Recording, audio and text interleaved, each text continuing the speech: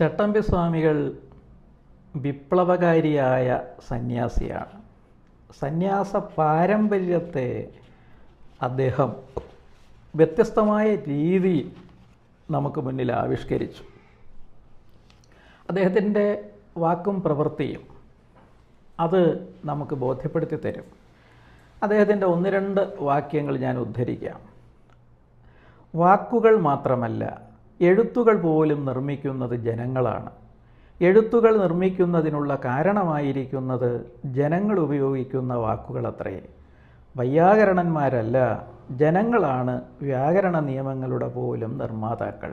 നോക്കുക, എന്തൊരു ജനാധിപത്യ ബോധം, ജനങ്ങളുടെ അവകാശബോധം, ജനങ്ങൾക്കിടയിലെ സമത്വബോധം പ്രതിഫലിപ്പിക്കുന്നവയാണ് സ്വാമികളുടെ വാക്കുകളെന്ന്.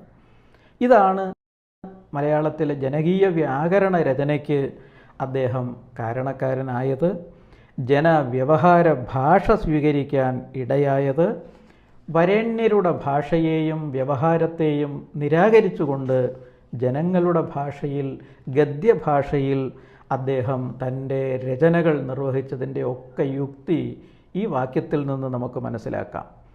മറ്റൊരു സന്ദർഭത്തിൽ അദ്ദേഹം പറഞ്ഞിരിക്കുന്നു, മർക്കടമുഷ്ടി പിടിക്കാതെ ഇച്ഛിക്കുന്ന എല്ലാവർക്കും ജ്ഞാനത്തെ പ്രദാനം ചെയ്യുന്നത് തന്നെ പരമധർമ്മമെന്നും പരമകരുണയെന്നും ഉറച്ച് അപ്രകാരം അനുഷ്ഠിക്കേണ്ടതാണ്. ആയിരക്കണക്കിന് വർഷങ്ങളായിട്ട് നിലനിന്നിരിക്കുന്ന വിദ്യാവിതരണ സമ്പ്രദായത്തെ നിഷേധിക്കുകയും അതിനു പകരം മറ്റൊന്ന് പ്രതിഷ്ഠിക്കുകയും ചെയ്യുന്നതിന് ആണ് ഈ വാക്കുകൾ സന്ദേശം തരുന്നത്. ഇതെല്ലാം പരിഗണിച്ചുകൊണ്ടാണ് യഥാർത്ഥ വിപ്ലവകാരി, യഥാർത്ഥ വിപ്ലവ സന്യാസി എന്ന് സ്വാമികളെ വിശേഷിപ്പിക്കാൻ പറ്റുന്നത്.